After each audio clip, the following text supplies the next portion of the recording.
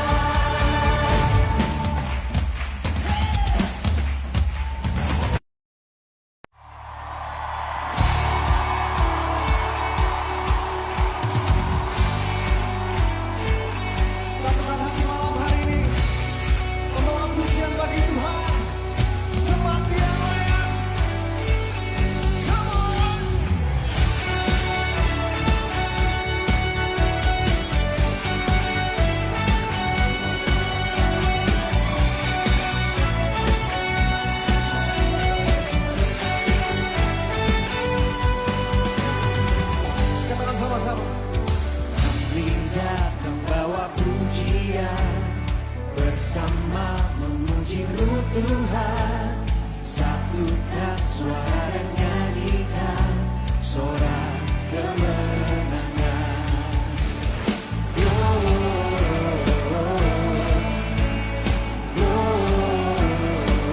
Gloria, besar Tuhan, ditinggikan di atas segalanya.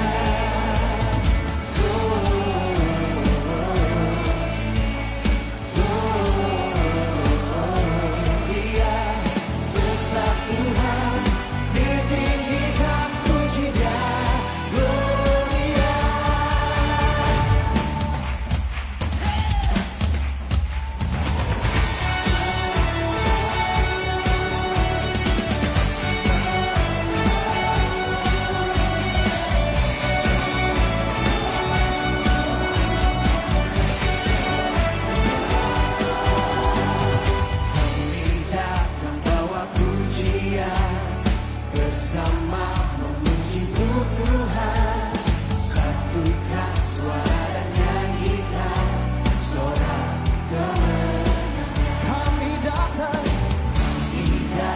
bawa pujian, bersama memuji-Mu Tuhan, satukan suara dan nyanyikan sorak kemenangan.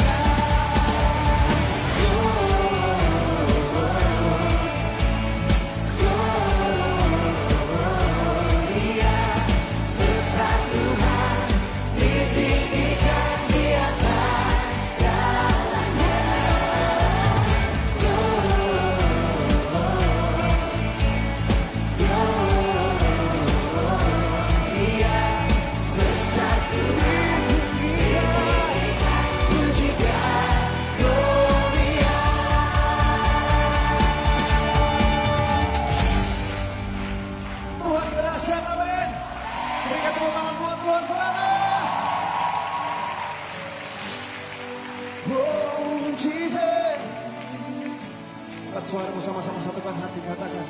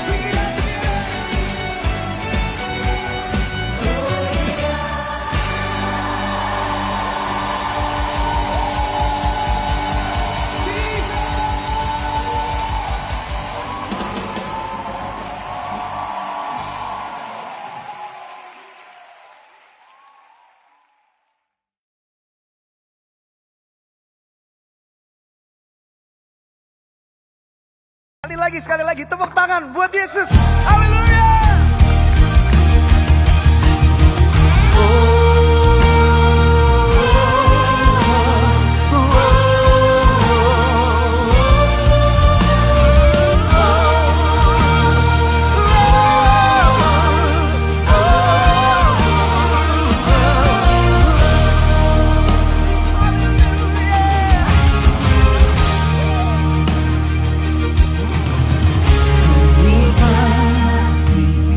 Kasih setiamu ya Tuhan, lingkupi hati ini, tak beralas-alas.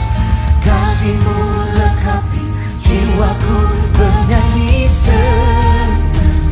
Yesus penebus yang terang, tuntun di setiap langkahku. Yesus engkaulah yang terbaik bagiku.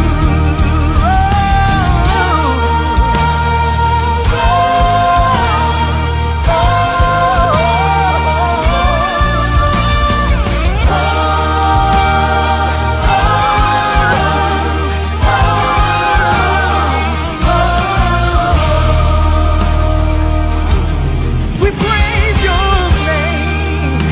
Hallelujah. Kasih setiamu ya Tuhan, lingkupi jiwa ini, tak berujung batas. Kasih-Mu lengkapi jiwaku menari tenang. Yesus penebus yang terang.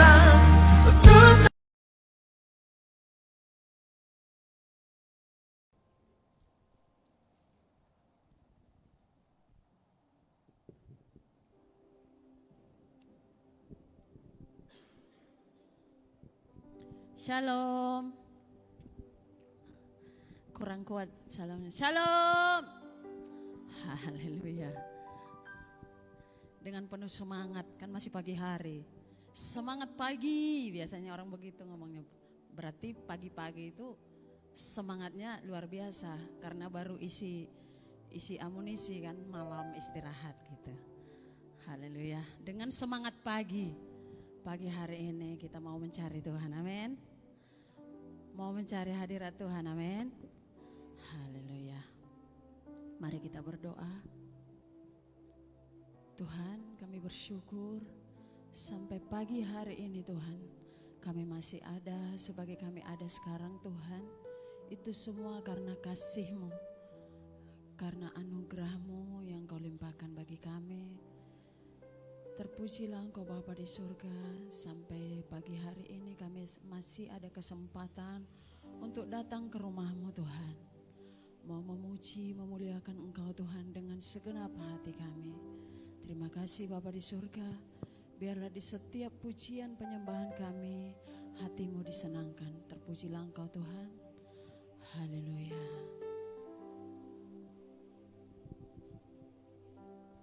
Tuhan, inilah hidupku,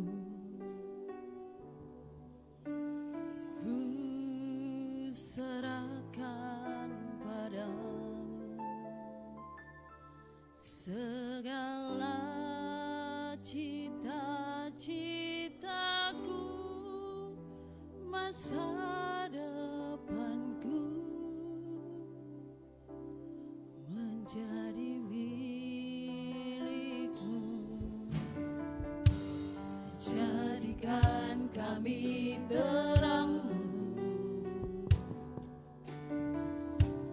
di tengah kegelapan dunia, membawa bangsa-bangsa kepadamu. Tuhan, ini kerinduanku.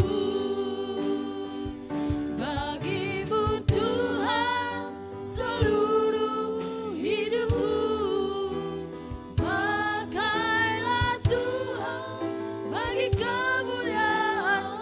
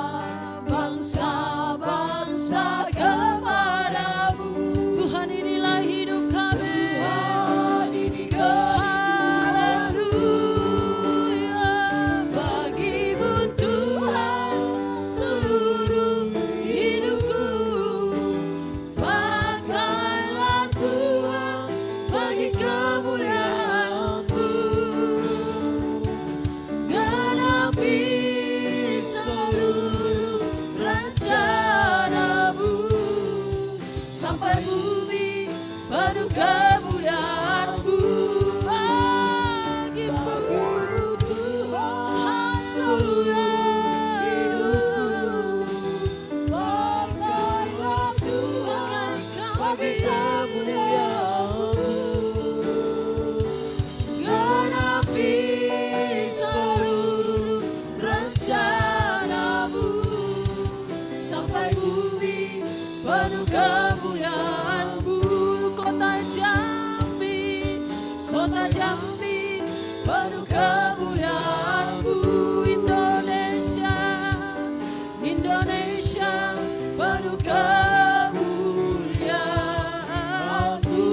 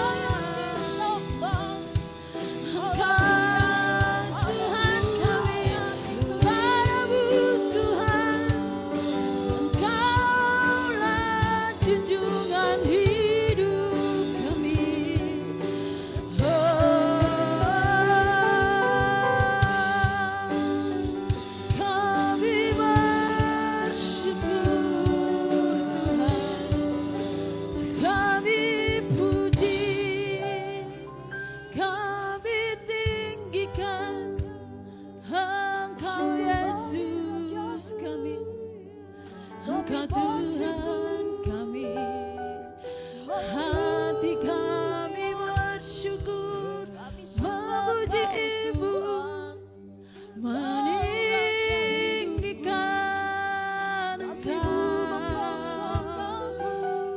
Yesus.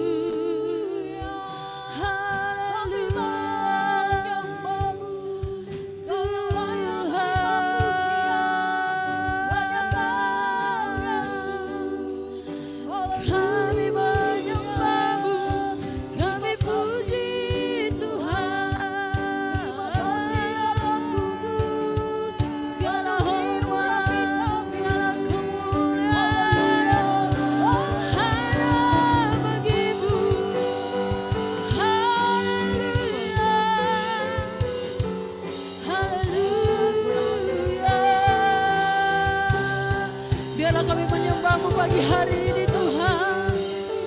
Biarlah kami dipenuhi kemuliaan-Mu. Biarlah kami memuji-Mu, meninggikan-Mu.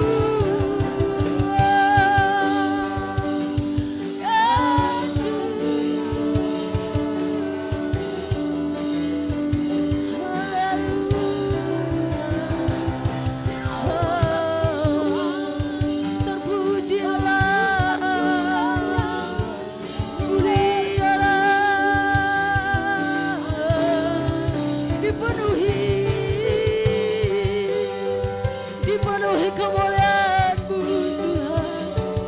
Biarlah hati yang rindu, jiwa yang rindu dipenuhi, dipuaskan. Haleluya, Yesus Tuhan. Terima kasih. Haleluya.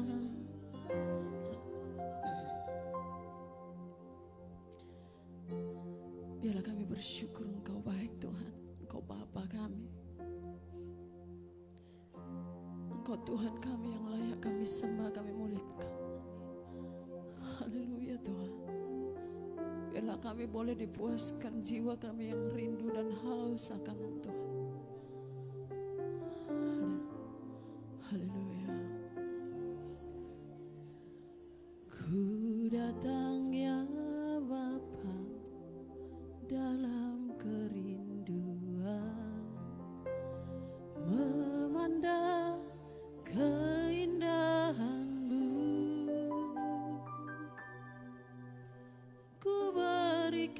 segalanya, semuanya yang ada.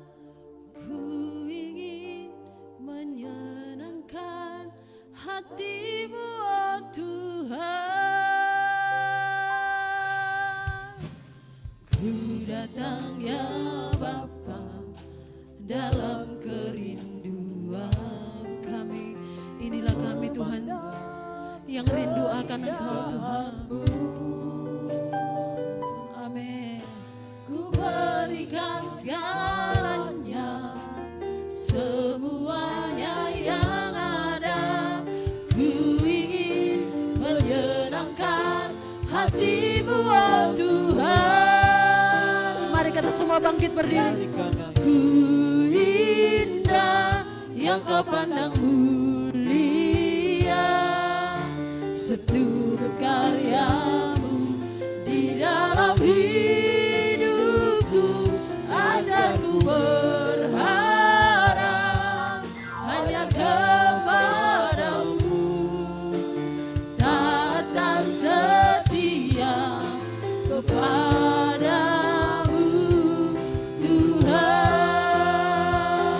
Jadikan aku indah yang Kau pandang mulia, seturut karyamu di dalam hidupku.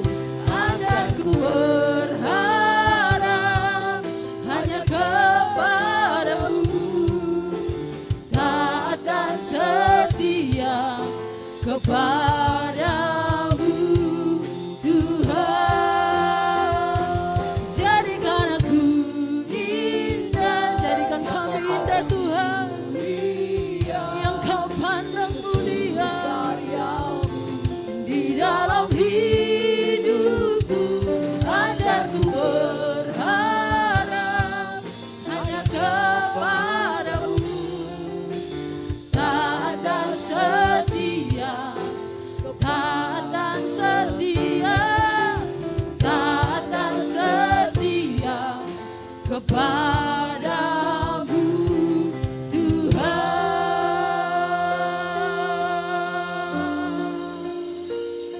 Haleluya. Inilah hidup kami Tuhan.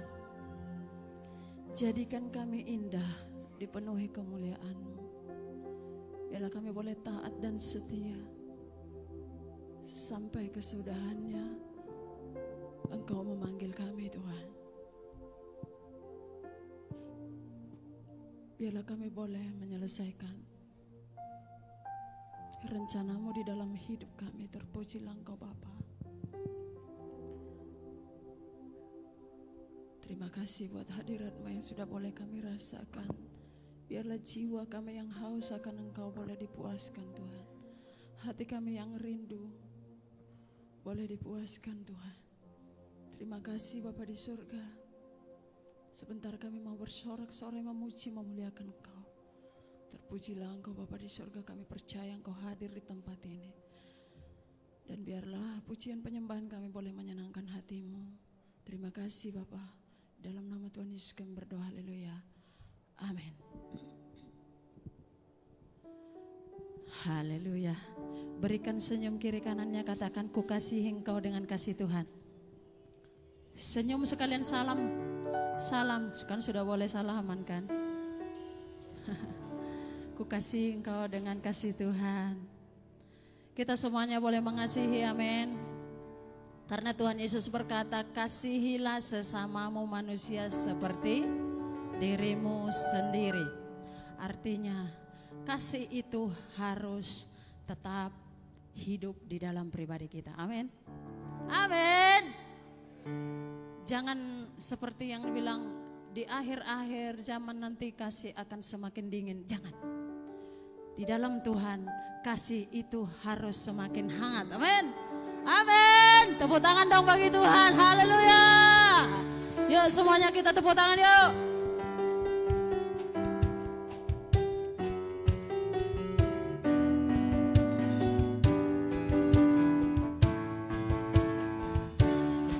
Haleluya.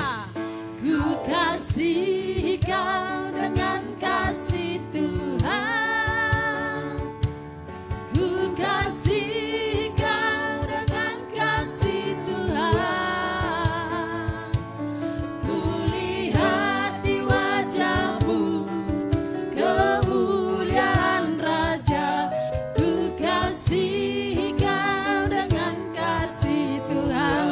semangat lagi katakan. Ku kasih kau dengan kasih Tuhan selamanya.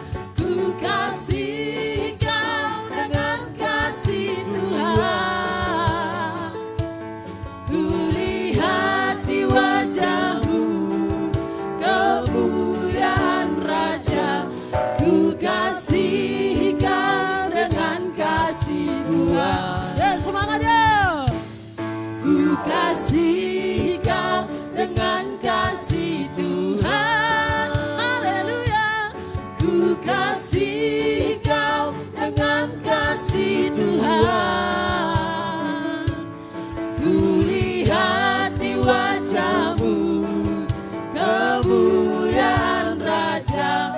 Ku kasih kau dengan kasih Tuhan. Karena kasih Allah tak berkesudahan. Kasih Allah tak berkesudahan, selalu baru setiap hari.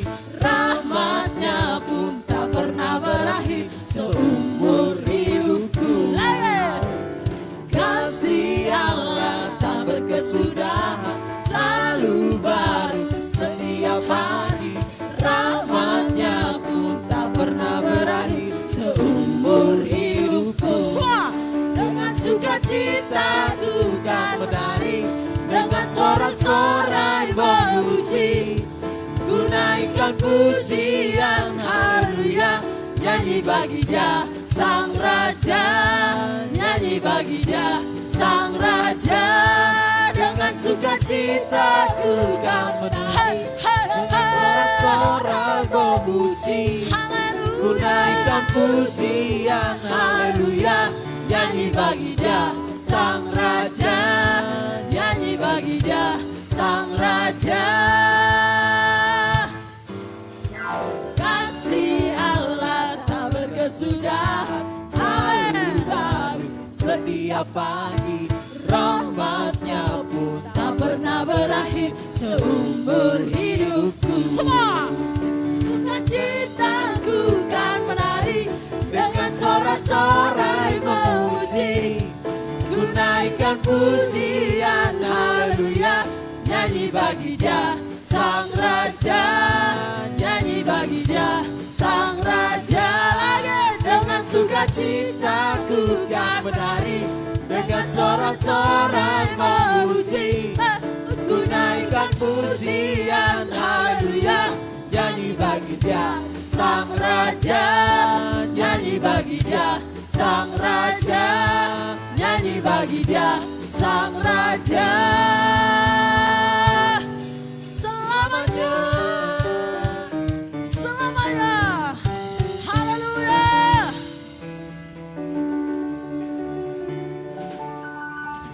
Selamanya kasih Allah itu tidak berkesudahan dalam hidup kita, amin. Amin. Dan selayaknya lah kita gambaran Allah itu saling mengasihi. Katakan amin. Tepuk kiri kanannya, katakan amin. Amin. Tetap harus mengasihi, amin. Oh betapa indahnya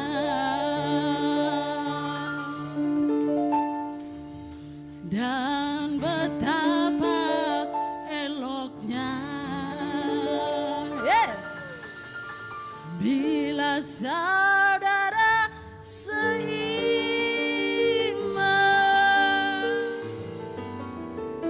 hidup dalam persatuan.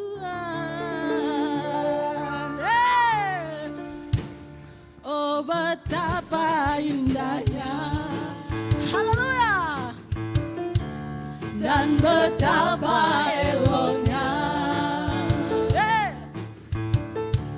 bila saudara seiman hidup dalam persatuan. Urapan di kepala haru yang kejanggut dan jubahnya turun.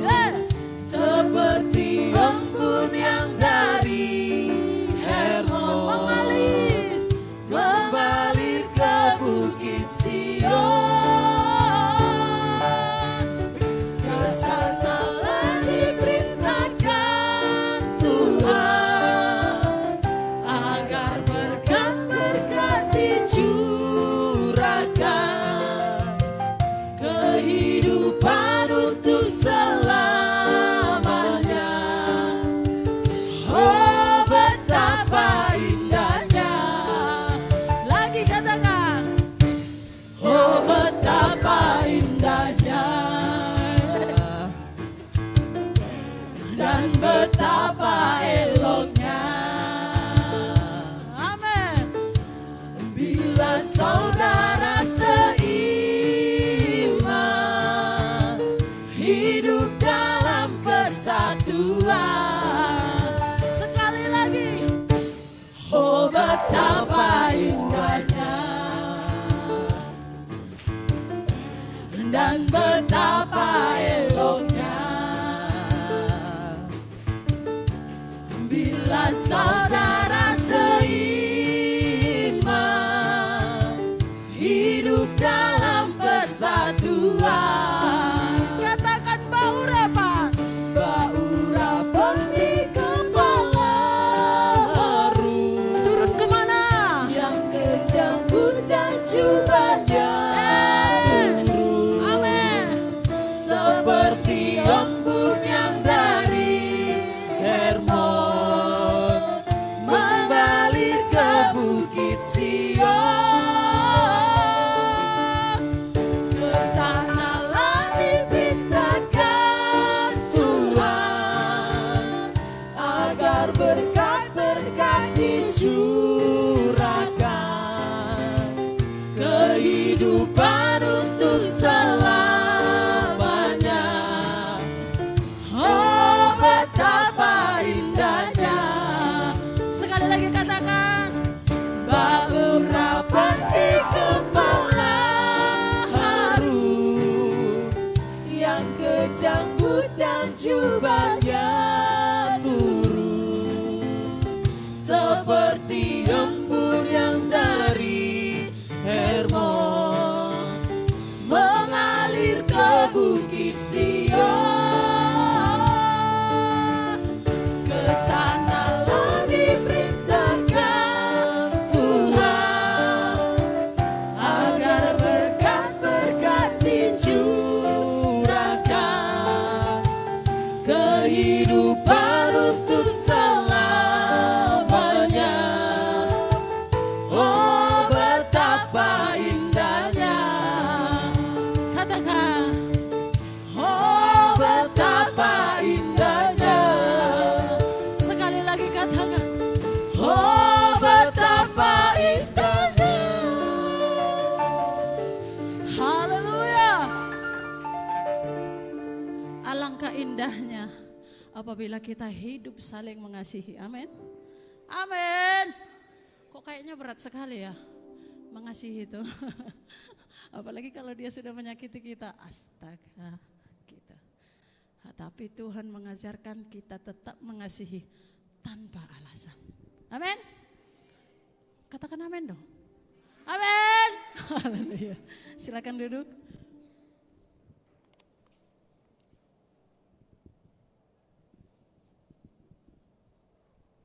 Mari kita persiapkan persembahan kita.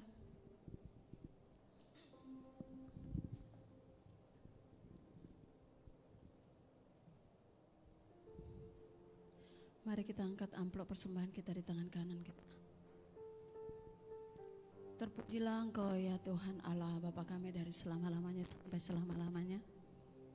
Ya Tuhan, punya-Mulah kebesaran dan kejayaan, kehormatan, kemasyuran dan keagungan. Ya segala-galanya yang ada di langit dan di bumi. Ya Tuhan, punya-Mulah kerajaan dan Engkau yang tertinggi itu melebihi segalanya sebagai kepala. Sebab kekayaan dan kemuliaan berasal daripadamu. Dan Engkau yang berkuasa atas segala-galanya. Dalam tangan-Mu lah kuasa membesarkan dan mengokohkan segala-galanya. Sekarang ya Tuhan kami bersyukur kepadamu dan memuji nama-Mu yang agung itu. Aku tahu ya Tuhanku bahwa Engkau adalah pengerti hati dan berkenan kepada keikhlasan. Maka kami pun mempersembahkan semuanya ini dengan sukarela dan tulus ikhlas. Dan sekarang umat-Mu yang hadir di sini telah Kau lihat, memberikan persembahan sukarela kepadamu dengan sukacita. Ya Tuhan Allah Abraham, Ishak dan Yakub, Bapa kami, peliharalah untuk selama-lamanya kecenderungan hati umat-Mu yang demikian ini. Dan tetaplah tujukan hati mereka kepadamu. Saat ini Tuhan, kami mengangkat persembahan kami memberi dengan sukacita. Di dalam nama Tuhan Yesus kami berdoa, haleluya, amin.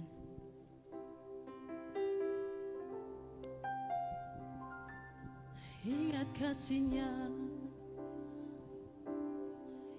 kebaikannya dan anugerahnya selamatkanku, sebab kasihnya setinggi langit, kasih setia Allah pada kita, besar kasih Allah pada kita. Ingat kasihnya, ingat kebaikannya dan anugerahnya selamatkanku, sebab kasihnya setinggi langit, kasih setia Allah pada kita, besar kasih Allah pada kita. Ku takkan lupa kasihnya, ku takkan lupa anugerahnya. Dia penuhkan, dia penuhkan, dia puaskan hasratku, besar kasih Allah pada kita. Kami serahkan pada Ku takkan lupa kasihnya, ku takkan lupa anugerahnya. Dia penuhkan, dia penuhkan, dia puaskan hasratku, besar kasih Allah pada kita, besar kasih Allah pada kita, besar kasih Allah pada kita.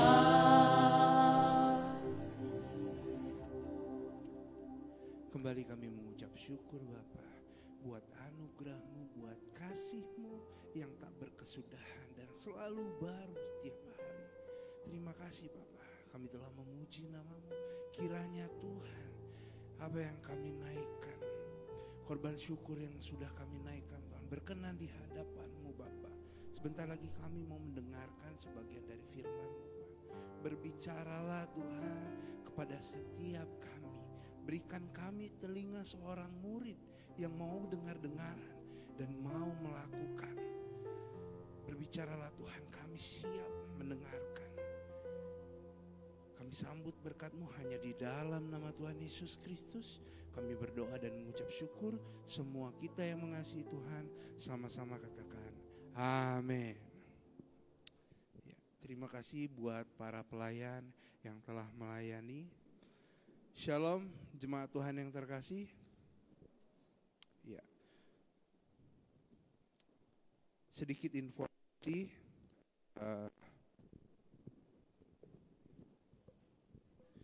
informasi. Teman saya Kapten Anggoro. Jadi IR akan melayani di Ibadah Raya 1 dan Ibadah Raya 2. Karena dia harus ikut mempersiapkan pernikahan saudaranya di IR 3, jadi enggak melayani. Hanya IR 1 dan 2. Ya. Tema kali ini enggak masih bersambung dari tema khotbah yang kemarin. Kalau tema khotbah yang kemarin itu adalah komunikasi di dalam keluarga. Kita harus menciptakan komunikasi yang baik, apalagi di era modern. Komunikasi adalah salah satu hal yang udah dimudahkan, baik jaraknya jauh, jaraknya dekat. Tetapi penghalang dari antara komunikasi itu adalah dosa. Nah ini dia, atau kesalahan, atau kekurangan. Setiap orang yang bersalah di dalam keluarga kita pasti tentunya kita akan sulit untuk mengkomunikasikannya. Kita benci sama saudara kita. pasti kita akan terputus koneksinya. Salah paham, sudahlah. Gak usah lagi lah ngomong-ngomong, udah diam aja. Nah itu dia, yang membuat kita gak mau lagi berkomunikasi, itu adalah kesalahan-kesalahan di dalam keluarga. Makanya kita harus mau mengampuni, kita harus mau menerapkan firman Tuhan di dalam kehidupan kita. Supaya apa? Supaya komunikasi kita baik. Nah, kasih mesra di dalam keluarga tentunya dihasilkan dari komunikasi yang baik tersebut. Tanpa komunikasi yang baik, kita gak akan bisa membuat kasih itu menjadi mesra. Hanya kasih Tuhanlah yang dapat membuat segala sesuatu menjadi indah. Kasih yang saya hasilkan kalau gak berdasarkan dari Tuhan terbatas. Tetapi kalau kasih Tuhan itu tidak terbatas. Ya, masih dari Kolose 3, kali ini kita mendapatkan prinsip-prinsip hubungan satu dengan yang lain yang selayaknya dipenuhi dengan kasih mesra.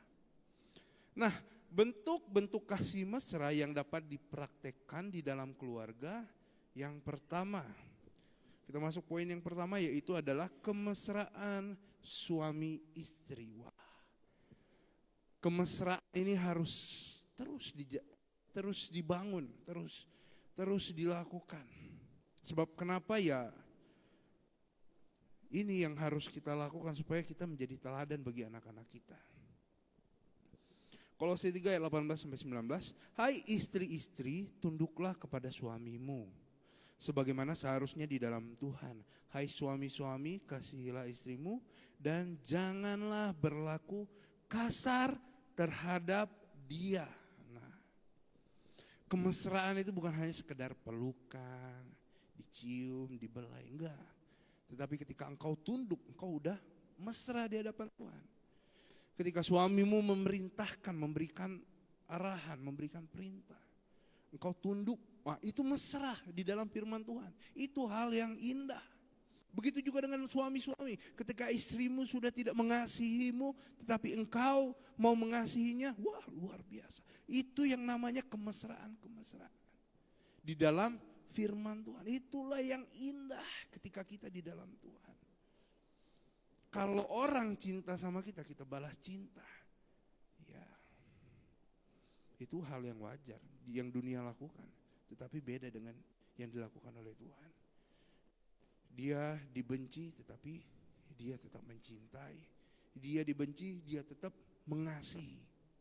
Makanya kalau kita berbicara cinta, cinta dari Bapa itu kepada manusia berbeda dari manusia cinta kepada Bapa. Apalagi cinta kepada sesama. Makanya Allah menggambarkan kasihnya melalui siapa? Nabi Hosea. Tunjukkanlah kasihku melalui perantaraanmu. Hosea disuruh nikahin perempuan kupu malam. Bayangin, sudah nikah, dia pergi sama laki-laki lain. Apa yang dilakukan Hosea? Dijemput perempuannya. Apapun yang jadi hutangnya dibayar lunas. Tebus istrinya. Wah luar biasa. Kalau kita baca kitab Hosea itu, pedihnya itu sebagai seorang lelaki. Tapi itulah yang diajarkan oleh firman Tuhan. Kasih Allah seperti itu. Terkadang kita mengkhianati Tuhan. Terkadang kita tidak mengasihi Tuhan dengan sepenuh hati. Tetapi tidak merubah kasihnya kepada kita. Begitu juga kita harus melakukannya, menerapkannya kepada setiap saudara-saudara kita. Seiring waktu mungkin saudara-saudara udah mulai naik, wah karirnya meningkat, lupa sama ini, karakternya berubah. Engkau nggak usah sakit hati. Itu dia yang diajarkan kasih di dalam Kristus. Kita mau tetap mengasihi. Apapun keadaannya, apapun situasinya, bagaimanapun kondisinya saat itu, kalau engkau sakit hati, wah akan susah untuk kita dapat berhubungan, jangankan sama manusia, sama Tuhan. Kalau kita tidak mengasihi manusia saja, kita baca di Yesaya 1, wah, persembahan sebanyak apapun itu kita persembahkan sama Tuhan, kita nggak kasihi manusia, nggak diterima. Tuhan udah muak dengan persembahan kita, dengan seremonial kerohanian. Wah, makanya kita harus mengasihi sesama. Seperti apa? Seperti salib Kristus, vertikal, horizontal. Kasih ke atas, kasih ke samping, sesama. Seringkali ayat ini digunakan untuk menyerang. Wah, kalau suami udah marah ya, kau nggak baca firman Tuhan rupanya. Istri-istri itu harus tunduk. Istrinya nggak terima. Kalau kau juga baca firman Tuhan, kau tahu suami harus apa? Mengasihi, bukan bentak-bentak. Kalau kita gunakan firman Tuhan untuk menyerang, nggak akan ketemu. Firman Tuhan ini nggak akan bekerja kalau kita gunakan untuk menyerang. Tetapi kalau kita pakai di diri kita, kalau kita terapkan di diri kita, besar kuasanya. Ketika suami mau marah sama istrinya, oh iya aku ingat firman Tuhan. Aku harus mengasihi istriku. Wah, dia nggak tunduk. Ya udahlah, doakan. Wah, besar kuasanya. Begitu juga ketika istri, suami-suami nggak mengasihinya. Wah, kita ingat sama firman Tuhan. Oh iya, firman Tuhan mengatakan bahwa aku harus tunduk.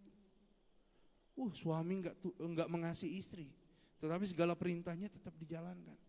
Besar kuasanya firman itu. Maka itulah yang disebut dengan kasih yang mesra, indah di dalam Tuhan.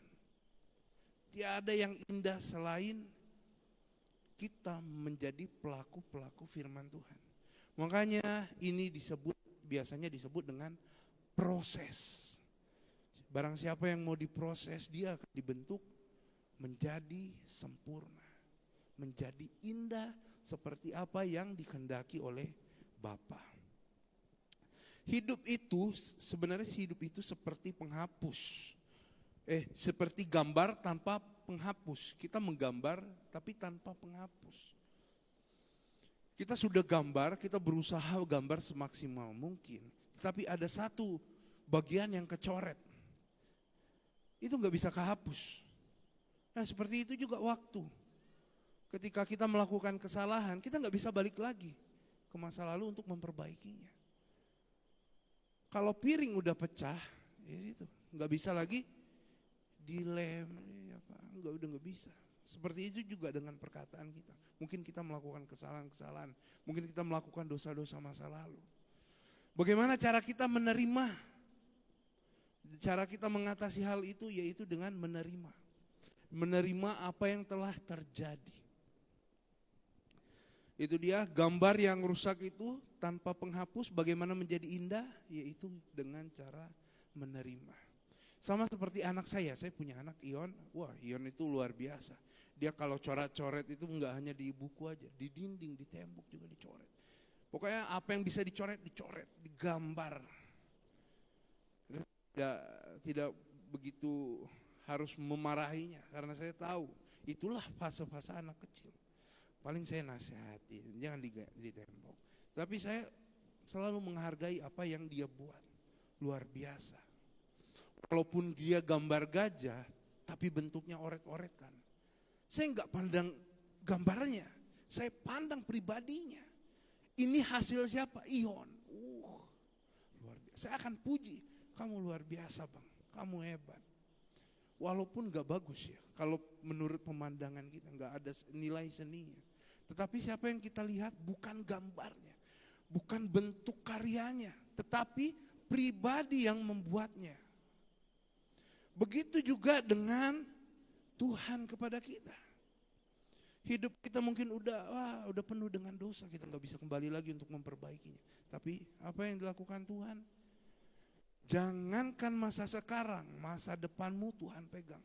Jangankan masa depanmu, Tuhan juga peduli dengan masa lalumu. Kalau kita Biasanya ada orang-orang yang mungkin ada beberapa, mungkin ada yang menerima, ada yang enggak. Ketika mengetahui hal-hal yang baru diketahuinya. Tapi inilah yang harus kita pelajari. Bahwa kita harus menerima setiap kekurangan. Apapun yang sudah terjadi, biarlah itu terjadi, berlalu. Yang lalu sudah berlalu, yang baru sudah datang. Supaya apa? Supaya kita boleh semakin bertumbuh dan berbuah. Makanya kita harus menerima seperti siapa? Yesus, dia menerima kita. Bahkan masa lalu kita juga dia terima. Jadi ketika kita doakan juga masa lalu kita yang kelam itu. Bawa di hadapan Tuhan. Jujur, akui semuanya. Tuhan terima. Kenapa? Karena dia yang akan tebus semuanya. Hutang-hutang masa lalu ditebus semuanya. Dia peduli dengan masa lalu kita. Mungkin orang-orang gak peduli dengan masa lalu kita. Tetapi Tuhan peduli. Itu yang luar biasanya Tuhan kita, Yesus Kristus. Kemesraan yang dibangun suami istri di dalam keluarga akan menjadi teladan yang dilihat oleh anak-anak mereka. Boleh dibuka gambar lembu? Ini. Boleh digedein Ki? Matius 11 ayat 29, pikulah kuk yang kupasang dan belajarlah padaku, karena aku lemah lembut dan rendah hati, dan jiwamu akan mendapat ketenangan. Orang yang dekat akan gampang, lebih mudah untuk bergesekan. Nah, seperti aqua ini, dia ditumpukin dekat-dekat, dia akan gampang bergesekan. Kita lihat ya, aqua ini. Ketika disejajarin, wah ini udah bersentuhan, bersinggungan, bergesekan. Seperti itu juga kita di dalam rumah tangga. Semakin dekat, semakin mudah untuk tersinggung. Semakin dekat, semakin mudah untuk mendapatkan masalah. Jangan kira kita cinta, terus gak ada masalah. Enggak. Semakin kita mencintai istri kita, semakin ada masalahnya. Semakin ketemu masalahnya.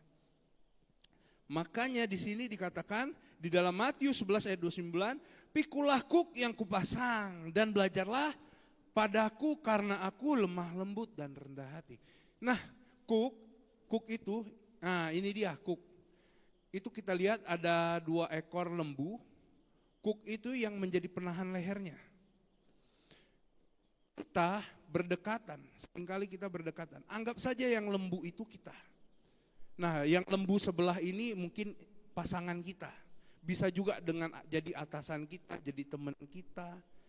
Tetapi yang itu mari kita anggap sebagai firman Tuhan. Hasil dari taat akan firman Tuhan adalah sempurna seperti Bapa. Makanya kenapa saya katakan seperti itu? Karena kita dituntun oleh firman Tuhan, kuk itu. Yang membuat kita enggak bersinggungan. Mungkin enggak ada beda pemikiran, yang satu ke kiri, yang satu ke kanan. Tetapi semua ditentukan. Dan yang belakang itu si pembajak sawah itu adalah Roh Kudus. Dialah yang berkarya, dia yang menentukan jalan-jalan kita. Kenapa kita harus mengenakan kuk itu? Mengapa kita harus membaca firman Tuhan? Supaya kita tahu aturan-aturannya. Supaya kita enggak bersinggungan sama orang-orang yang berada di dekat kita. Seringkali kita bersinggungan, seringkali kita mendapatkan masalah dengan orang-orang sekitar kita. Dan kita kalah. Kalah dalam artian kita jatuh dalam dosa. Kita membenci, kita taruh dendam di dalam hati. Ingat, musuh kita itu bukan manusia Bapak Ibu. Kalau engkau sudah membenci manusia, engkau masuk dalam jebakan si iblis. Sebab musuh kita adalah darah. Bukanlah darah dan daging, tetapi penghulu-penghulu di udara. Makanya jangan sampai kita mau masuk dalam jebakan si iblis. Kalau kita membenci saudara kita, ingat kita gak dapat tempat dalam kerajaan sorga. Kenapa? Bagaimana Tuhan mau mengampuni kita kalau kita gak mengampuni saudara-saudara kita? Itu dia, jangankan mendapatkan tempat, memberikan persembahan pun, sekiranya kita ingat sesuatu dengan sesama kita, kita harus berdamai dahulu loh. Supaya apa? Supaya apa yang kita persembahkan itu berkenan di hadapan Tuhan. Nah itu dia. Supaya kita memberikan yang terbaik kepada Tuhan. Karena Tuhan gak pernah lihat nominal yang kita berikan. Berapa banyak yang kita berikan. Seberapa besar yang udah kita berikan. Tetapi Dia jauh lihat ke dalam hati kita.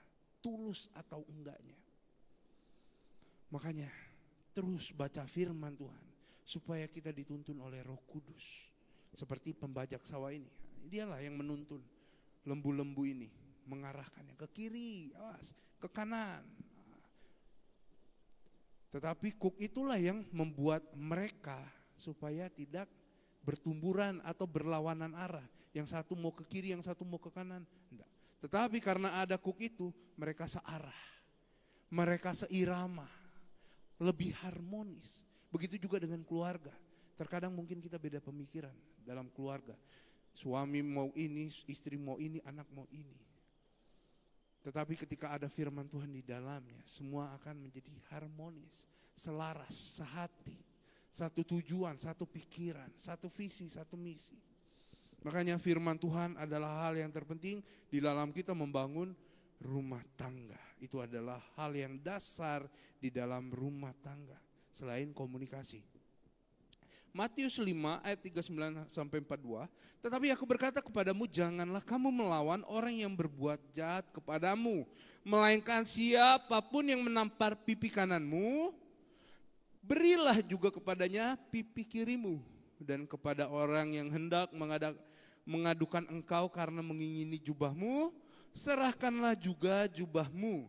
Dan siapapun yang memaksa engkau berjalan sejauh 1 mil, berjalanlah bersama dia sejauh 2 mil. Berilah kepada orang yang meminta kepadamu dan janganlah menolak orang yang mau meminjam diri daripadamu. Apakah gampang melakukan hal ini? Bukannya gampang kalau kita gigi balas gigi, mata ganti mata, itu sepertinya lebih gampang. Tapi cobain, tampar pipi kiri, beri pipi kanan. Double sakitnya. Iya kalau kita masih bisa kuat nahannya. Kalau enggak kuat, netes air mata ini. Gampang itu. Apalagi kita. Ada yang memaksa untuk meminta. Mengatakan kita. Karena mengingini jubah kita. Kalau lah jubahnya tinggal satu-satunya. Firman Tuhan katakan beri. Tinggal satu.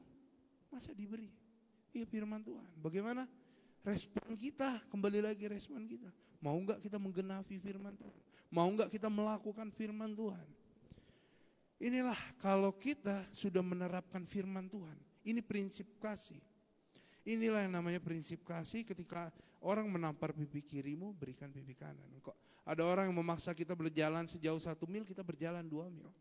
Begitu juga ketika kita menerapkan kasih di dalam keluarga. Kalau istri bilang sabar, biasa kan istri suka bilang gitu ya, apalagi lagi acara ada mau nikahan gitu ya, kondangan. Kalau istri udah bilang sabar, nah, itu kalau enggak 1 jam 2 jam. Touch up, kiri, kanan, atas, bawah, semua touch up. Sabar, 5 menit lagi, 1 jam lagi itu tandanya. Sabar, ini yang dinamakan dengan kasih. Kalau kau disuruh bersabar 1 jam, bersabarlah 2 jam. Ini yang dinamakan kasih. Ketika kita sudah menerapkan kasih di dalam keluarga, tentunya akan lebih harmonis. Tentunya kita akan lebih mudah untuk memahami pasangan kita. Bagaimana keras kepalanya, dikasih tahu ini A, bukan ini B, ini A, bukan ini B. Oh iya A, maaf. Kayak gitu, kadang seperti itu. Saya juga di jalan kemarin sama istri saya kadang berbeda pendapat. Itu nggak boleh putar balik. Dia bilang ini nggak boleh belok kanan. Oh itu berdebat, ya udah. Itu nggak boleh belok kanan, saya yang salah. Nggak perlu dipanjang lebarkan. Terkadang hal-hal yang sepele seperti itu kita sebagai laki-laki, oh iya cukup mengalah. Dan itu akan menghasilkan damai sejahtera. Tapi kalau udah nggak ada yang mau ngalah satu sama lain, wah itu yang bahaya. Biasanya dari situlah percikan api muncul. Asap nggak mungkin ada tanpa api, itu dia. Hal ini menjadi lingkungan yang sehat untuk bertumbuh kembangnya karakter dan mentalitas anak. Sebab anak-anak melihat teladan dari mamanya untuk yang tunduk kepada ayahnya. Begitu juga ayah yang tidak berlaku kasar dan mengasihi istrinya. Ini adalah dampak dari kasih. Akan membantu tumbuh kembang anak, mentalitas anak. Sebab dia meneladani. Ingat, teladan kita akan berbicara lebih keras daripada suara kita. Teladan kita akan berbicara lebih keras daripada suara kita. Sebab apa? Anak butuh figur. Anak lebih gampang belajar melalui mata. Ini dia. Dia melihat situasi sekelilingnya. Jadi dia akan melihat figur. Makanya teladanmu akan berbicara lebih keras daripada perkataanmu. Teladanmu akan melekat lebih erat daripada pengajaranmu. Makanya di situ dikatakan di dalam 1 Korintus 4 ayat 16, Paulus berkata, sebab itu aku menasehatkan kamu, turutilah teladanku. Paulus bilang, turutilah teladanku. Kepada siapa? Timotius, anaknya.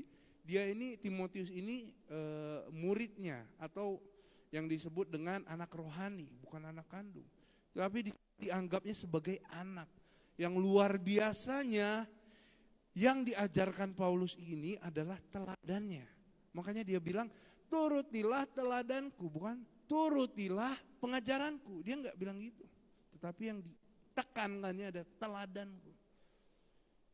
Padahal pengajarannya bagus. Tetapi apa yang dilakukan Paulus? Dikatakan Paulus lebih ditekankan kepada teladannya. Wah, luar biasa. Selepas dari teologi, terlepas dari pengetahuanmu akan firman Tuhan, kalau engkau enggak berbuat sesuatu, kalau engkau enggak jadi pelaku-pelaku firman Tuhan, omong kosong tentang firman Tuhan, enggak akan mengubah hidupmu. Makanya lebih baik taat itu 1 ons daripada doa 1 ton. Lebih baik taat 1 on ketimbang pengetahuan firman 1 ton. Dari situlah engkau akan menjadi terang dan garam. Engkau akan menjadi dampak. Makanya kita harus menjadi teladan. Gampang gak jadi teladan? Enggak, susah. Susah banget. Karena apa? Karena kita pikul salib. Karena kita akan disesah. Gak enak. Teraniaya enak gak? Padahal kita benar, tapi kita disalahkan. Gak gampang saudara. Makanya kita harus jadi teladan. Begitu juga seperti ada bapak yang menasehati anaknya. Anak tidur cepat, besok sekolah, bapaknya masih begadang. Enggak gitu. Dia enggak sesuai dengan perkataannya. Begitu juga ada bapak yang menasehati anaknya. Nak, kamu jangan banyakkan main HP, simpan HPmu. Bapaknya main HP terus. Enggak seperti itu. Hal ini, perumpamaan ini, contoh ini saya ambil dari kehidupan saya sendiri. Ketika saya sedang main HP, saya enggak bisa bermain sama Ion, saya berikan HP. Saya enggak akan batasin Ion selama saya main HP. Selama saya mungkin mengerjakan tugas atau melakukan segala aktivitas menggunakan Android atau smartphone ini, saya akan berikan juga kepada Ion.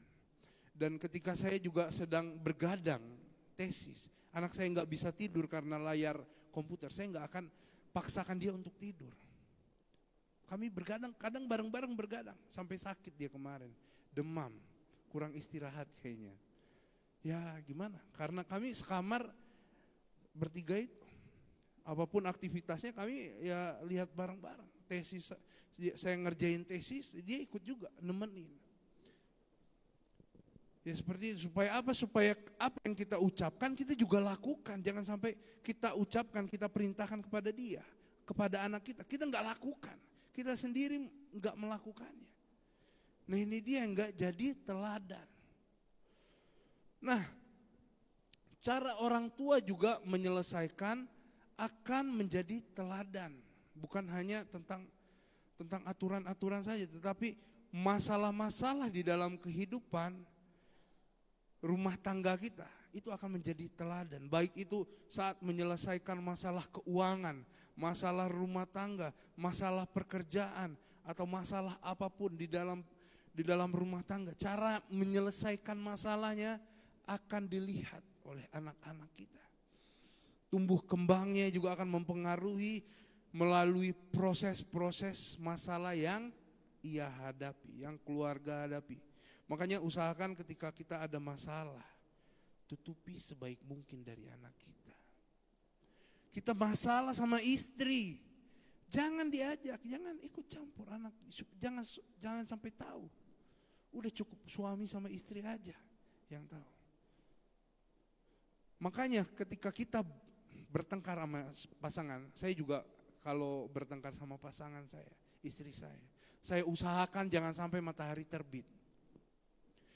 Pas malam itu selesaikan sebaik mungkin, doa bareng, langsung rangkul, doa bareng. Jangan sampai malah pisah ranjang, pisah kamar, itu enggak boleh. Sesuatu yang dinilai, yang akan mempengaruhi proses pertumbuhan anak-anak kita. Kita ini akan jadi sosok figur, kita akan menjadi teladannya dari anak-anak. Makanya kita harus sebaik mungkin, kita harus berlaku sebaik mungkin. Ada quote yang saya akan bacakan, quote ini yang luar biasa. Belajarlah diam kepada orang, tapi belajarlah bicara kepada Tuhan. Wah, luar biasa. Terkadang kita pengen ngomong sama orang tuh menggebu-gebu. Wah, ini salah, ini gini. Tetapi coba belajar diam sama orang, tetapi belajar bicara banyak sama Tuhan. Engkau akan lihat hasil yang akan luar biasa mengubah hidup kita. Karena apa? Ketika kita bicara sama Tuhan, wah, solusinya luar biasa. Terkadang orang cuma bisa komentar aja, tapi nggak bisa berikan solusi. Tapi kalau sama Tuhan, wah, siapa musuhnya? Wah, dihajar sama Tuhan. Apa masalahnya? Sebesar apa temboknya? Tuhan robohkan. Makanya bersama Tuhan kita dapat solusi. Oke, poin yang kedua. Wah, nggak kerasa, udah mau setengah jam. Firman Tuhan yang menghasilkan ketaatan. Hai anak-anak, taatilah orang tuamu dalam segala hal, karena itulah yang indah di dalam Tuhan. Ayat selanjutnya itu tadi ya. Bentuk nyata dari kemesraan yang bisa ditunjukkan anak-anak terhadap orang tua adalah ketaatan yang mereka tunjukkan. Taat adalah wujud dari rasa percaya. Mustahil anak bisa taat tanpa percaya dulu kepada orang tuanya. Makanya kita juga gak bisa taat sama Tuhan kalau kita gak percaya sama Tuhan. Omong kosong kalau kita bilang kita taat tapi kita gak percaya sama Tuhan. Gak bisa. Gak ada orang yang mau taat akan firman Tuhan kalau dia gak percaya sama Tuhan. Tapi kalau orang udah percaya sama Tuhan, dia akan taat akan setiap firman Tuhan ini. Saya contohkan, saya kemarin punya anak murid, itu namanya Mordi. Namanya sama, Mordekai, panggilannya Mordi. Pada saat itu saya beli Jeko, donat Jeko. Wah, karena kami sudah latihan, dia les tempat saya, latihan piano bareng, keyboard bareng. Dia minum, haus. Wah, si Ion bawa Jeko. Saya tawarin Jeko. Mau Jeko? Iya, Mordi suka Jeko, tapi Mordi gak boleh terima. Kenapa? Iya, karena papi mami ajarin Mordi untuk gak boleh menerima makanan dari orang. Luar biasa. Dari situ saya terus tanya, apa aja yang diajarin mami papi? Ini Pak Mordi, kalau di sekolah, Mordi disuruh tunggu, harus sabar. Wah. Jadi dia dilengkapi sama jam tangannya itu bisa nelpon. Anak kecil pakai HP di jam, keren, lucu, imut-imut. Dari situ saya mengerti bahwa orang tuanya kenapa mengajari dia, karena orang tuanya kasihinya. Kenapa dia tidak boleh menerima makanan? Karena akan ada dampak buruknya. Orang tuanya berpikir jauh. Mungkin ada yang berniat jahat pada Mordi, melewati makanan. Makanya orang tuanya melarang Mordi untuk menerima. Dan dari situlah saya paham, taat itu adalah wujud dari rasa percaya anak. Dia juga pernah dijemputnya agak lama, tapi dia tetap melalui jam tangannya itu dia telepon papinya. Papi, Mordi udah selesai. Papi cepet jemput Mordi. Wah, luar biasa. Tapi yang di situ yang saya lihat, dia tetap sabar, dia tetap menunggu. Di dalam keluarga ada aturan-aturan yang harus dilaksanakan bersama. Termasuk di dalamnya aturan orang tua terhadap anak. Aturan-aturan tadi, kalau tadi perintah, ajaran dari orang tua yang terekam di memori-memori anak, sekarang aturan-aturan. Banyak aturan-aturan di dalam keluarga ya, yang kita mungkin juga sudah mengetahuinya, jam tidur, jam bangun, jam makan, mungkin di rumah ada pembagian tugas, jadwal piket, mungkin yang pagi si A cuci piring, nanti siang si B cuci baju, malam nanti si C bersih-bersih, ya, jadwal piket biasanya ada di rumah, setiap rumah masing-masing ada. Nah, ada juga aturan-aturan dalam etika berbicara. Mungkin anak-anak pernah salah dalam mengucapkan kata-kata. Kita kasih tahu, kita kasih paham yang benar. Kalau kamu berbicara sama Cece, sama kakak, atau sama orang yang lebih tua, itu harus sopan. Nah, terus juga budaya. Budaya ini sangat mempengaruhi kita dalam mempengaruhi kita dalam aturan-aturan itu. Setiap budaya juga memiliki tata keramanya masing-masing ya. Kita nggak bisa paksakan.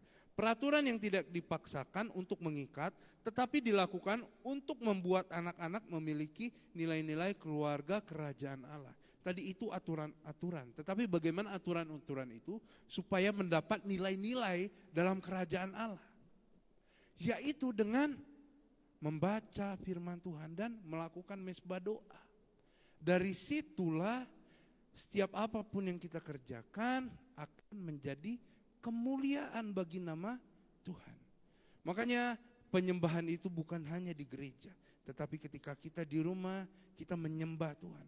Makanya apapun yang sedang kita kerjakan, lakukanlah itu sepenuh hati untuk Tuhan, bukan untuk manusia.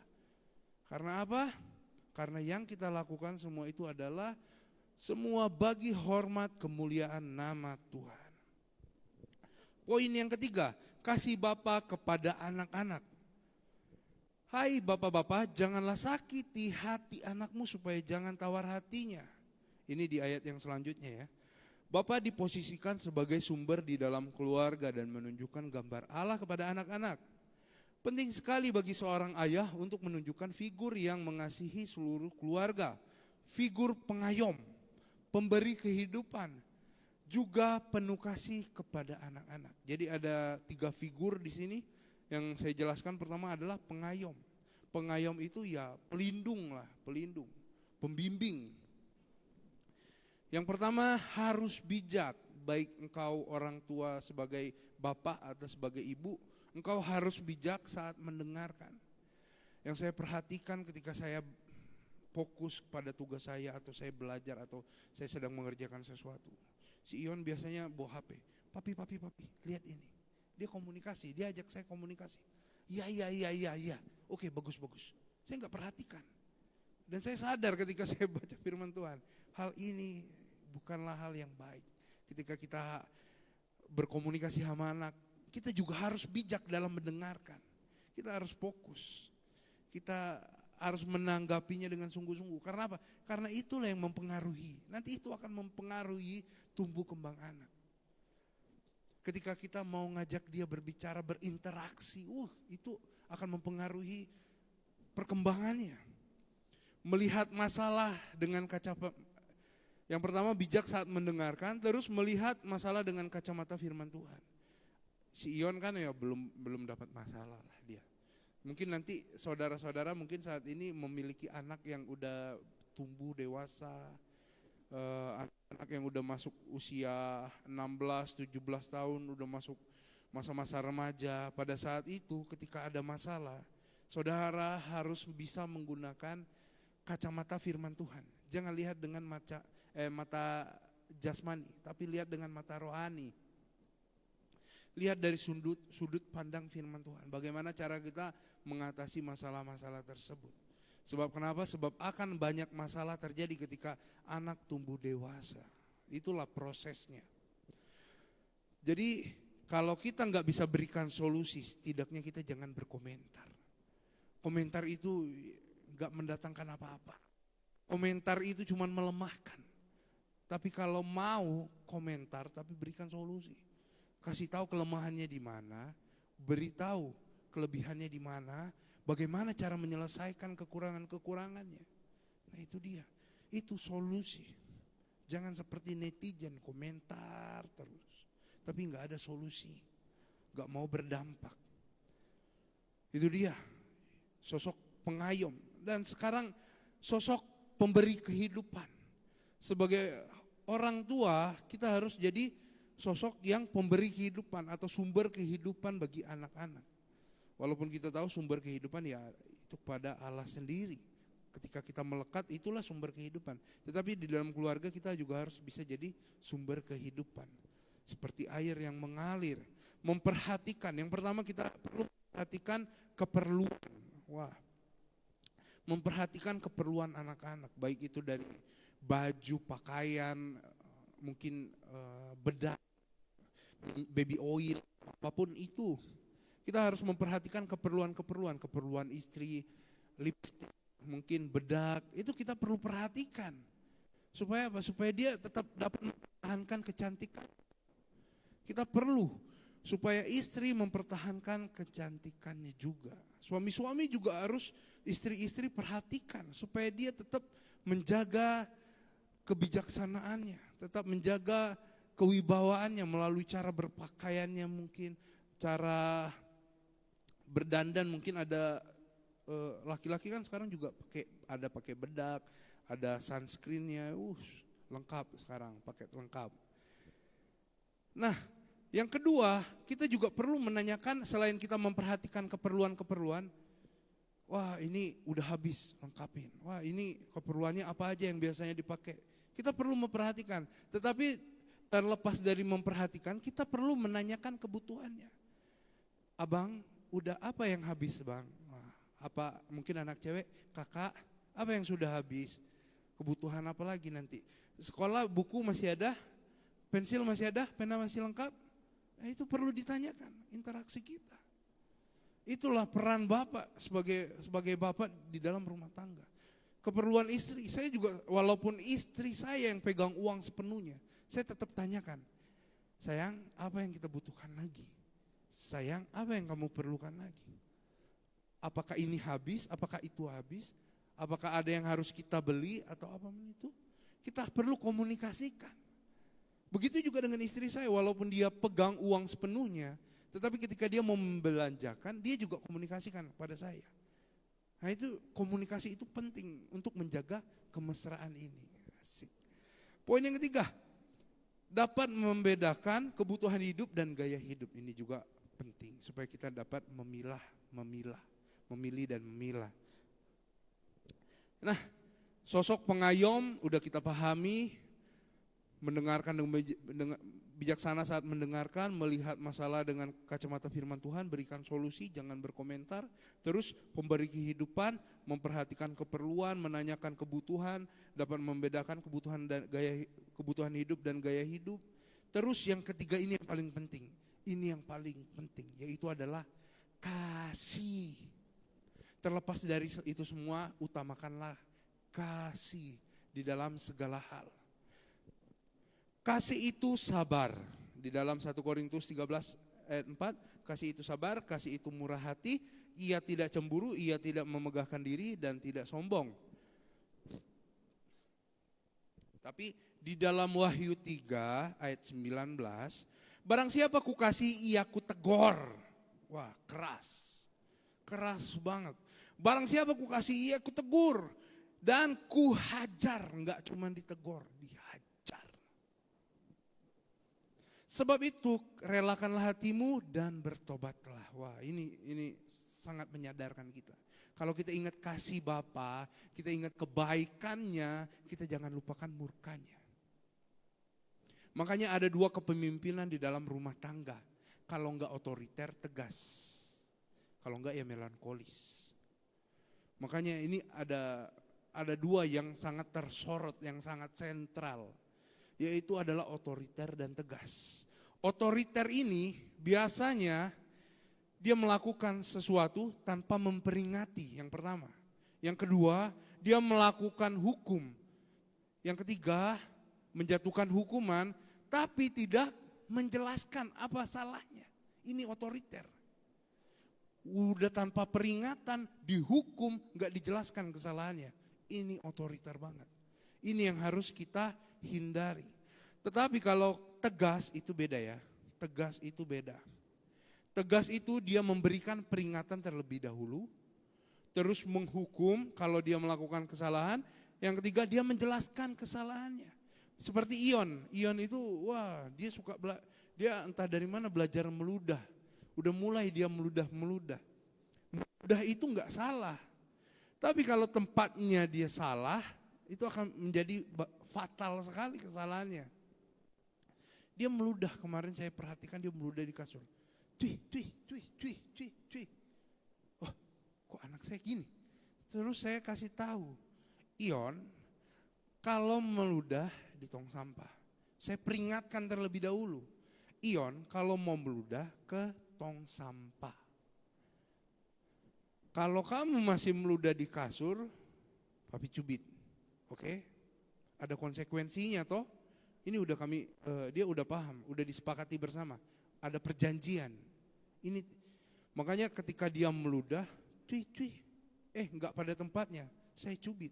Betul, saya cubit. Bukan pelan, kuat saya cubit. Kita udah buat perjanjian tadi ya, Abang. Kamu meludah sembarangan, kamu lihat. Saya kasih tunjuk kesalahannya. Kamu lihat ini. Iya, papi, Ion minta maaf. Tidak boleh diulangin ya, cubit. Sakit, betul, nangis. Maaf ya, iya. Tapi saya minta maaf. Nah itu dia. Terkadang kita lupa minta maaf. Udah melakukan kekerasan, udah melakukan tindakan tegas, tapi kita nggak minta maaf, nggak menjelaskan kesalahan. Nah ini yang kadang melukai hati anak-anak. Tetapi ketika kita mau mendidiknya, kita tahu caranya yang baik, yang tepat gimana. Makanya kita harus melakukan kasih Bapa. Peluk lagi, rangkul lagi. Ingat Tuhan. Kalau kita perhatikan Tuhan dalam perjanjian lama sampai perjanjian baru, apakah Tuhan mendidik dengan kasih pertamanya? Iya, dengan kasih, tapi tegas. Semua diratakan semua. Apakah Tuhan gak ingatkan terlebih dahulu waktu zaman Nuh? Ingat zaman Nuh? Tuhan ingatkan dulu kok. Melalui Nuh. Nuh itu adalah nabi dan peran nabi adalah memperingati orang-orang yang terdapat di dalam negerinya itu supaya bertobat. Ketika dikasih tahu tapi enggak bertobat dihabisin semua. Begitu juga dengan nabi-nabi selanjutnya. Diperingatin dulu kok sebelum dihukum. Niniwe juga seperti itu. Yunus ketika disuruh ke Niniwe, wah berontak dia. Tapi balik lagi ke Niniwe. Dia putar arah dan dia ke Niniwe. Dan dia cuma katakan 4 kata kok. Berkhotbah cuma 4 kata, bayangin. Tapi bertobat, seluruh Niniwe bertobat sebelum dihakimi Tuhan. Tapi di masa selanjutnya, nabi berikutnya, dia gak mau bertobat Niniwe. Habis juga, rata juga. Makanya penting sekali kita melakukan seperti apa yang Tuhan lakukan. Ketika kita mau menghukum, setidaknya sebelum kita menghukum, kita memberikan peringatan terlebih dahulu. Setelah menghukum, kita juga harus menjelaskan kesalahannya. Setelah menjelaskan kesalahannya, minta maaf. Walaupun anak kita yang salah, kita juga salah ketika kita melakukan tindakan yang tegas. Peluk, rangkul. Itulah yang indah di dalam Tuhan, yaitu adalah kasih luar biasa. Kasih. Mungkin minggu depan akan dilanjutkan dengan kasih Bapa. Saya nggak akan jelaskan panjang lebar kasih Bapa karena nanti ada sesinya lagi minggu depan. Dengan mengayomi dan menjadi pemberi kehidupan disertai kasih Bapa, anak-anak akan dituntun untuk mengenal Allah yang mereka sembah sebagai figur yang mengasihi juga. Melalui Bapa, melalui peran Bapa, peran orang tua, anak-anak kita dapat melihat bahwa Allah itu sungguh baik melalui teladan kita. Amin untuk firman Tuhan. Saya undang tim prophetik untuk maju ke depan. Mari kita tundukkan kepala. Bapa dalam sorga, kami mengucap syukur Tuhan buat isi hatimu yang boleh tersampaikan melalui setiap keluarga yang ada di tempat ini. Ajar kami sebagai orang tua, ajar kami sebagai anak-anak untuk menuruti setiap firman-Mu.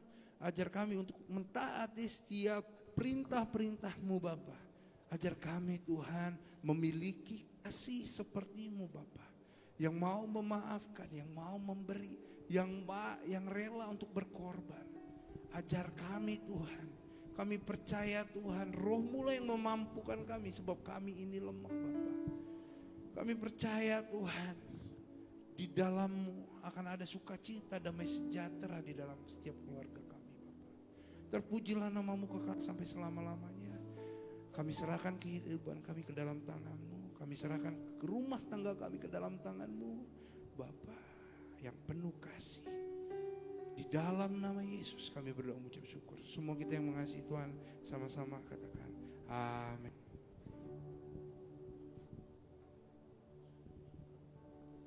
Haleluya, semuanya kita diberkati firman Tuhan pagi hari ini, amin. Amin. Ya, terima kasih buat Bapak Mordekai. Kita akan dengarkan pengumuman sepekan. Shalom. Selamat datang kepada jemaat Tuhan yang baru pertama kali beribadah di GBI Kota Baru Jambi. Apabila saudara belum memiliki tempat ibadah yang tetap, kami rindu menantikan kedatangan saudara kembali di tempat ini. Dan berikut adalah jadwal ibadah yang ada di GBI Kota Baru. Ibadah raya pertama dimulai pukul 7, ibadah raya kedua dimulai pukul 10, ibadah raya ketiga dimulai pukul 16.30 bertempat di gedung utama GBI Kota Baru. Dan bagi Bapak Ibu yang belum terdaftar sebagai jemaat GBI Kota Baru, dapat segera menghubungi sekretariat gereja. Saat ini Gembala Sidang GBI Kota Baru sedang mengikuti Battle Open House yang diadakan di Bandung. Ibadah pertama Anak Battle Indonesia dimulai pukul 8.30, ibadah kedua Anak Battle Indonesia dimulai pukul 10, bertempat di gedung utama GBI Kota Baru. Komsel Pemuda Remaja dan Dewasa Muda akan diadakan setiap Senin pukul 19 bertempat di Ruang Anak Battle Indonesia. Ibadah Wanita Battle Indonesia akan diadakan setiap Selasa pukul 19 bertempat di Ruang Anak Battle Indonesia. Ibadah Pemuda Remaja dan Dewasa Muda Battle Indonesia akan diadakan setiap Jumat pukul 19:15 bertempat di Gedung Utama GBI Kota Baru. Bagi jemaat Tuhan yang rindu untuk bergabung di dalam komunitas sel GBI Kota Baru, dapat menghubungi Bapak Yehuda Mordekai untuk wilayah Pos PI Simpang Acai dan sekitarnya, Bapak Luas Sihombing untuk wilayah Pos PI Patimura dan sekitarnya. Minggu 25 Juni 2023, ibadah raya pertama dan ibadah raya kedua kita akan dilayani oleh PDM Anggoro Kristanto selaku Wakil Gembala dari GBI Cijantung, Jakarta. Dan untuk ibadah raya ketiga kita akan dilayani oleh PDM Yeni Sinaga. Kami mengundang seluruh pemuda remaja dan dewasa muda GBI Kota Baru dalam acara Youth Camp yang akan dilaksanakan pada Senin dan Selasa 26 dan 27 Juni 2023 pukul 8 bertempat di GBI Kota Baru. Bagi saudara yang rindu untuk bergabung dalam acara ini, silakan menghubungi Ibu Paula atau Bapak Yehuda Mordekai. Gembala sidang dan staf mengucapkan Happy Birthday dan Happy Wedding Anniversary bagi jemaat Tuhan yang merayakannya pada minggu ini. Dan berikut adalah nama-nama yang berbahagia.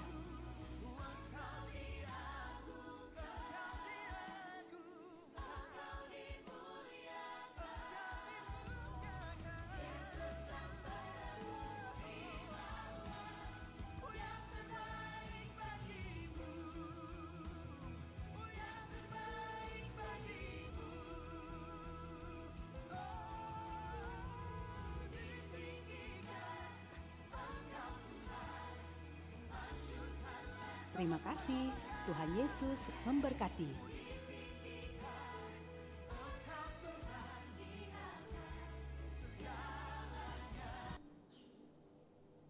Baik, ada yang berulang tahun? 1 minggu ke depan, silakan Bapak Mordekai.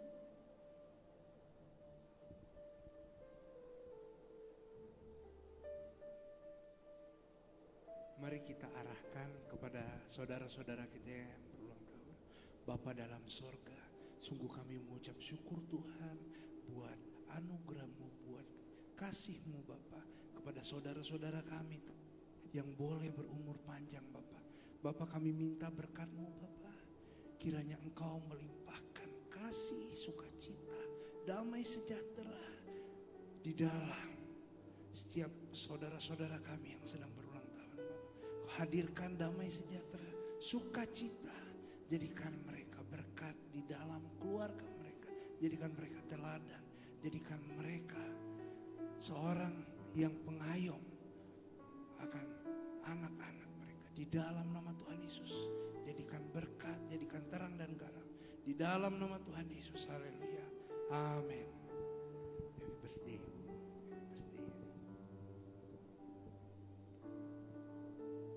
Ya, ada pengumuman tambahan bagi jemaat Tuhan yang rindu untuk mendukung dalam dana perbaikan gedung, alat-alat multimedia dan kegiatan Youth Camp dapat melakukan transfer melalui rekening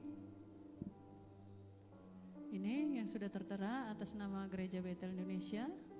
Harap dicantumkan pada ujung nominal itu kalau dananya untuk Youth Camp tambahkan nomor angka 1. Kalau untuk perbaikan alat-alat multimedia tambahkan angka 2, dan kalau untuk perbaikan gedung tambahkan angka 3. Rincian dana sementara penerimaan Rp2.600.000, pengeluaran Rp7.616.000. Terima kasih kepada keluarga Bapak Hendro dan keluarga Bapak Sitanggang yang telah memberi sumbangsi. Tuhan Yesus memberkati.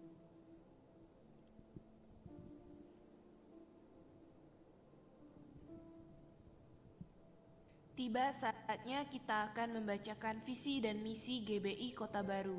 Kami mengundang Bapak Ibu untuk bangkit berdiri. Kita baca dalam hitungan 1, 2, 3. Kamilah keluarga yang terpilih dan harmonis, yang dipanggil Tuhan untuk melayani bersama-sama sampai kerajaan kekal. Ya, mari kita berdoa. Puji dan syukur hanya bagi-Mu Bapa yang kami kenal di dalam nama Tuhan Yesus Kristus, yang memberikan kesehatan, kekuatan kepada kami semua. Bapa yang baik, jangan biarkan kami hanya sekedar pendengar, tetapi kami buat menjadi pelaku firman-Mu, seperti firman-Mu yang sudah kami dengar, menjadi kasih di dalam keluarga. Untuk Bapa kami terapkan menjadi kasih dalam suami istri, dan juga firman Allah menjadi ketaatan, menghasilkan ketaatan dalam hidup kami, dan kasih itu kami tanamkan di dalam anak-anak kami. Berkati hamba-Mu yang sudah menyampaikan, pakai dia lebih luar biasa lagi Bapa yang baik. Berkati keluarganya dalam nama Tuhan Yesus Kristus. Berkati juga Ibu Gembala beserta keluarganya. Tuhan yang mengurapi dan memberikan segala sesuatu apapun menjadi pergumulannya. Dan juga kami berdoa buat Gembala Pembina, kami serahkan dalam tangan-Mu dan seluruh pengurus yang ada di pusat. Tuhan Yesus, Engkau campur tangan. Nyatakan kuasa dan pengurapan-Mu supaya Gembala Pembina yang ada di pusat benar-benar Tuhan melakukan tanggung jawab apa yang sudah Tuhan embankan bagi mereka. Terima kasih Bapak yang baik, dan kami berdoa juga buat seluruh sidang jemaat-Mu ya Bapak. Kami serahkan di dalam tangan kasih Tuhan. Segala pergumulan mereka, usaha pekerjaan mereka, apapun yang dilakukan oleh tangan mereka buah berhasil dan beruntung sesuai dengan firman Tuhan 30, 60 sampai 100 kali lipat. Itu akan diterima seluruh sidang jemaat-Mu GBI Kota Baru yang melakukan firman Tuhan dengan sungguh-sungguh. Segala pelalang, pelahap, pelompat, pengiri kami tolak semua itu di dalam nama Yesus Kristus. Tetapi biarlah berkat kekuatan daripada Tuhan yang selalu mengalir di dalam kehidupan seluruh sidang jemaat-Mu GBI Kota Baru, kebajikan, kemurahan itu menjadi milik kepunyaan mereka. Dan juga Tuhan kami berdoa supaya seluruh sidang jemaat-Mu terlibat dalam pelayanan, dalam penuaian, tetap setia dan bertumbuh mengalami lawatan Tuhan. Ini menjadi kerinduan bagi kami semua. Dalam nama Tuhan Yesus, berkati seluruh para pelayan pada pagi hari ini, sekecil apapun pelayanan yang Tuhan Engkau percayakan. Kami percaya Tuhan yang akan membalas gandakan bagi mereka. Jangan biarkan di antara kami membawa api asing di hadapan-Mu. Tetapi benar-benar kami Tuhan hanya mengandalkan Tuhan dan berharap akan pengurapan Tuhan. Sehingga pelayanan kami berkenan dan ada perkenanan-Mu di dalam hidup kami. Dalam nama Tuhan Yesus Kristus. Terima kasih Bapa yang baik juga Tuhan, kami mau berdoa buat bangsa kami, bangsa Indonesia. Tuhan kami serahkan di dalam tangan kasih Tuhan. Bapak yang baik, Engkau berikan kemampuan kepada Presiden Jokowi dan juga wakil jajarannya semuanya kami serahkan di dalam tangan kasih Tuhan. Tambahkan hikmat penguayaan-Mu ya Bapa, karena kepemimpinan ini berasal daripada Tuhan. Dan khusus kami berdoa untuk pemilu 2024 Tuhan. Tuhan Yesus kami serahkan di dalam tangan kasih Tuhan. Supaya Tuhan timbul Tuhan menjadi pemimpin yang takut akan Tuhan dan melihat masyarakatnya Tuhan. Terima kasih Bapa, terima kasih. Dan juga kami berkata shalom buat bangsa Israel dan kota Yerusalem. Tuhan terus kami memberkati bangsa ini. Karena lewat bangsa ini Tuhan, banyak bangsa-bangsa lain akan diberkati dengan luar biasa. Dalam nama Tuhan Yesus Kristus. Dan juga para penginjil-penginjil Tuhan, kami serahkan di dalam tangan kasih Tuhan. Biarlah Tuhan Engkau campur tangan, memberikan kemampuan, pengurapan, kekuatan kepada para penginjil di mana Tuhan Engkau percayakan mereka. Biarlah Tuhan Engkau mencukupkan segala apa menjadi keperluan khususnya keluarga mereka yang ditinggalkannya. Terima kasih Bapa, kami bersyukur ya Bapa yang baik. Kalau kami bisa bebas beribadah di kota Jambi, itu semua karena kemurahan anugerah yang besar yang Kau berikan buat kami, umat-Mu Tuhan yang ada di kota Jambi. Terus kami memberkati Bapa, supaya kota Jambi terus penuh damai sejahtera dan sukacita yang daripada Tuhan, sehingga kami terus bebas beribadah untuk kemuliaan nama-Mu. Terima kasih Bapa, terima kasih. Sungguh kami bersyukur buat Tuhan dana yang Tuhan Engkau percayakan, untuk Tuhan Engkau memberkati orang yang sudah memberikan untuk perawatan gedung Tuhan, untuk Tuhan keperluan tim musik yang rusak Tuhan, semuanya kami serahkan di dalam tangan kasih Tuhan. Biarlah Tuhan Engkau membalas gandakan buat umat-Mu Tuhan yang sudah memberikan dengan tulus dan untuk kemuliaan Tuhan. Dalam nama Tuhan Yesus Kristus kami bersyukur, dan sebentar kami akan menerima berkat daripada Tuhan sendiri. Umat Tuhan, mari kita angkat tangan menerima berkat daripada Tuhan sendiri. Mari kita terima berkat. Apabila engkau baik-baik mendengarkan suara Tuhan Allah dan melakukannya dengan setia segala perintahnya yang disampaikan kepadamu pada hari ini, maka berkat ini akan datang kepadamu dan menjadi milikmu. Diberkatilah engkau di kota dan diberkatilah engkau di ladang. Diberkatilah buah kandunganmu, hasil bumimu dan hasil ternak. Diberkatilah bakulmu dan tempat adonanmu. Diberkatilah engkau pada waktu masuk dan diberkatilah engkau pada waktu keluar. Engkau akan menjadi kepala bukan ekor. Engkau akan terus naik dan bukan turun. Tuhan memberkati engkau dan melindungi engkau. Tuhan menyinari engkau dengan wajahnya dan memberi engkau kasih karunia. Tuhan menghadapkan wajahnya kepadamu dan memberi engkau damai sejahtera. Pulanglah, bersukacitalah dan jadilah berkat. Dalam nama Bapa, Putra dan Roh Kudus, dalam nama Tuhan Yesus. Haleluya. Amin. Shalom, shalom, damai Allah turun ke atasmu sekarang. Shalom, shalom, damai Allah sekarang dan selamanya. Seperti sungai yang mengalir, lembut gemercik, seperti burung merpati, damai surgawi. Shalom, shalom, diberkatilah kau sekarang. Berkat atas nama Bapa, Anak, Roh Kudus. Amin.